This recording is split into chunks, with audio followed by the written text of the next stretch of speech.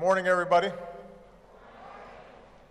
Thank you, Secretary Carter, for your leadership of our men and women in uniform, General Dempsey, Major General Buchanan, Mr. Patrick Hallinan, Executive Director of Army National Military Cemeteries, Chaplain Stadnewski, members of our armed services, veterans, and most of all, families and friends of our fallen.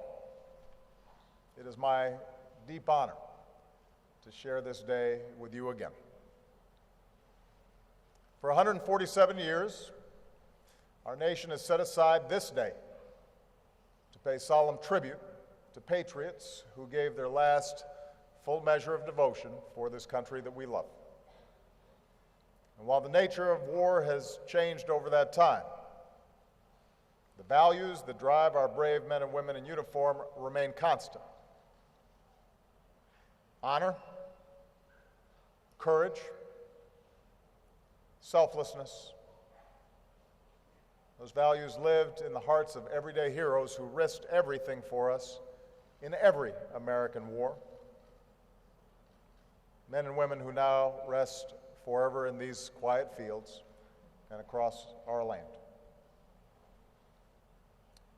They lived in the patriots who sparked a revolution and who saved our Union.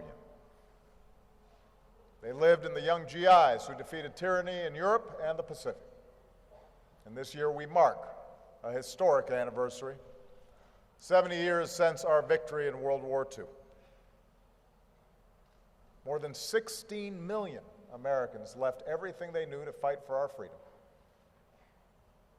More than 400,000 gave their lives. And today I ask all the family and friends of our fallen World War II heroes, spouses, children, brothers and sisters, and fellow veterans of World War II, to please stand if you can or raise your hand so that our country can thank you once more.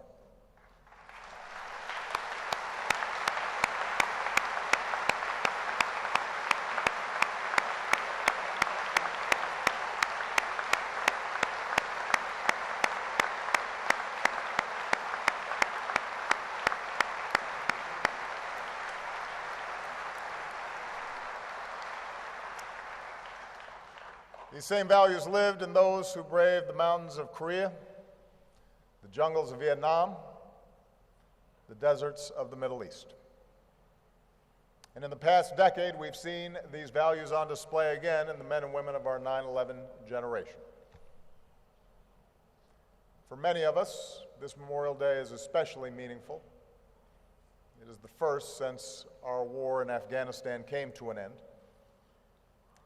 Today is the first Memorial Day in 14 years that the United States is not engaged in a major ground war. So on this day, we honor the sacrifice of the thousands of American service members, men and women, who gave their lives since 9/11, including more than 2,200 American patriots who made the ultimate sacrifice in Afghanistan. As an Arizona kid, Wyatt Martin loved the outdoors. He started fishing when he was 2 years old. His dad says he was pretty good for a toddler. Wyatt grew to 6'4", became a hunter, and wore flannel shirts every day, so his friends nicknamed him Paul Bunyan. He planned to go to college and work in the Arizona Game and Fish Department so that he could protect the land and waters he loved so much. Wyatt's life was animated by the belief that the blessings that he and his family enjoyed as Americans came with an obligation to give back, an obligation to serve. So before he pursued his dream of being a good steward of the great outdoors, he enlisted in the Army. And when he deployed to Afghanistan as a combat engineer, there was no doubt in his mind that he was doing the right thing. Last summer, Wyatt told his sister, "If something happens to me, know that I went happy." Ramon Morris was born in Jamaica, moved to Queens as a teenager, and like so many proud immigrants, he was called, compelled to serve his new country. He too enlisted in the Army, and he even recruited his older brother, Marlon, to join as well. He served 5 tours, including several in Iraq. Along the way, he fell in love with an Army reservist named Christina, and they had a little girl and named her Ariana. Ramon was the kind of leader who would do anything for his men on and off the battlefield. But nothing was more important to him than being a great father to his little girl. Specialist Wyatt Martin and Sergeant First Class Ramon Morris were 15 years apart in age. They traveled greatly different paths in life. But those paths took them to the same unit. Those paths made them brothers in arms, serving together in Afghanistan. In December, an IED struck their vehicle. They were the last 2 Americans to give their lives during our combat mission in Afghanistan. Today, here in Arlington, in Section 60, Ramon lies in eternal rest, and we are honored to be joined by his brother, Sergeant First Class Marlon Laidley, who is deploying for Germany tonight. Thank you, Marlon. Thank you to your family.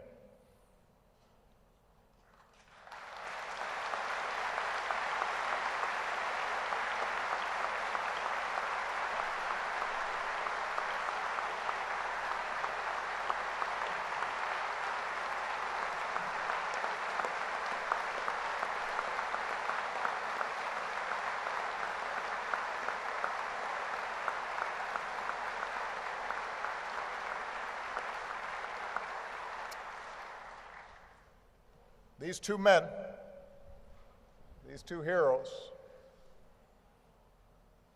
you saw them passing on the street, you wouldn't have known they were brothers. But under this flag, in common cause, they were bonded together to secure our liberty, to keep us safe. My fellow Americans, this hallowed ground is more than the final resting place of heroes. It is a reflection of America itself. It's a reflection of our history, the wars we've waged for democracy, the peace we've laid to preserve it. It's a reflection of our diversity, men and women of all backgrounds, all races and creeds and circumstances and faiths, willing to defend and die for the ideals that bind us as one nation. It is a reflection of our character, seen not only in those who are buried here, but also in the caretakers who watch over them and preserve this sacred place, and in the sentinels of the 3rd Infantry Regiment who dutifully, unfailingly watch over those patriots known only to God but never forgotten. Today, a grateful nation thanks them as well.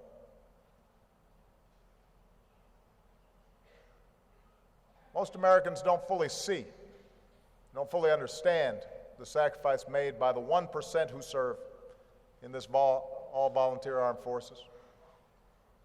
The sacrifice that preserves the freedoms we too often take for granted. Few know what it's like to take a bullet for a buddy, or to live with the fact that he or she took one for you. But our Gold Star families, our military families, our veterans, they know this intimately. Whenever I meet with our Gold Star families, like I did this morning, I hear their pride through their tears as they flip through old photos, run their fingers over shiny medals. I see that their hearts are still broken and yet still full of love. They do not ask for awards or honors. They do not ask for special treatment. They are unfailingly humble. In the face of unspeakable loss, they represent the best of who we are. There are people like Ramon's mother who could carry hate for the people who killed her son, but she says, I have no anger, no bitterness. even for the person who did this.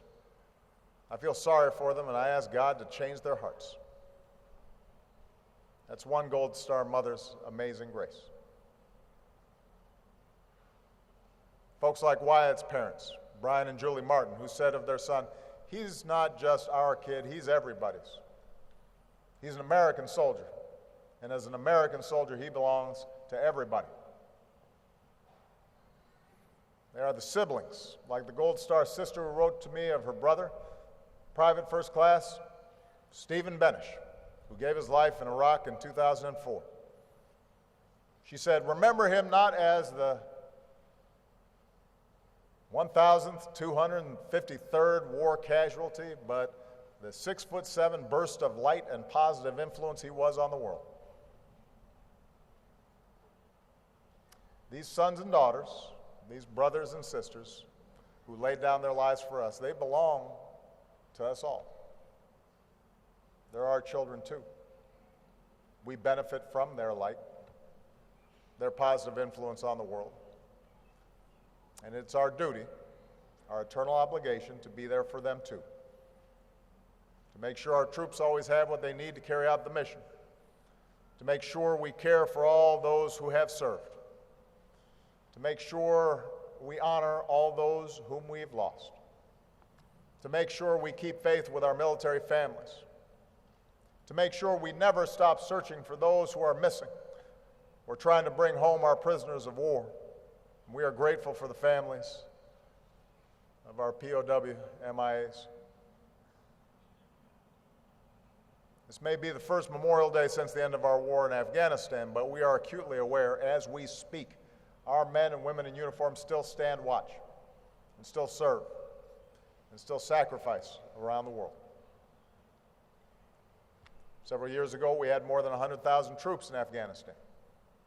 Today, fewer than 10,000 troops remain on a mission to train and assist Afghan forces. We'll continue to bring them home and reduce our forces further down to an embassy presence by the end of next year, but Afghanistan remains a very dangerous place. And as so many families know, our troops continue to risk their lives for us. Growing up in Massachusetts, John Dawson was an honor student who played varsity soccer.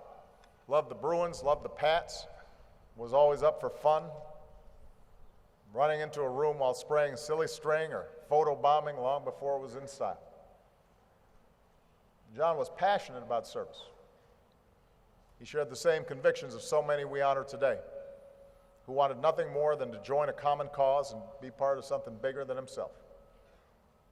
He channeled his love of cycling into charity bike rides with his church. He joined the Army, and as a combat medic, he fulfilled his dream of helping people. He loved his job. In April, an attacker wearing an Afghan uniform fired at a group of American soldiers. And Army Corporal John Dawson became the first American service member to give his life to this new mission, to train Afghan forces. The words on John's dog tag were those of Scripture.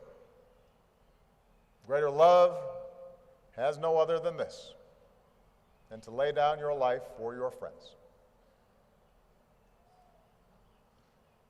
The Americans who rest beneath these beautiful hills and in sacred ground across our country and around the world, they are why our nation endures. Each simple stone marker, arranged in perfect military precision, signifies the cost of our blessings. It is a debt we can never fully repay. But it is a debt we will never stop trying to fully repay. By remaining a nation worthy of their sacrifice. By living our own lives the way the fallen lived theirs. A testament that greater love has no other than this, than to lay down your life for your friends. We are so grateful for them. We are so grateful for the families of our fallen. May God bless our fallen heroes and their families and all who serve, and may He continue to bless the United States of America.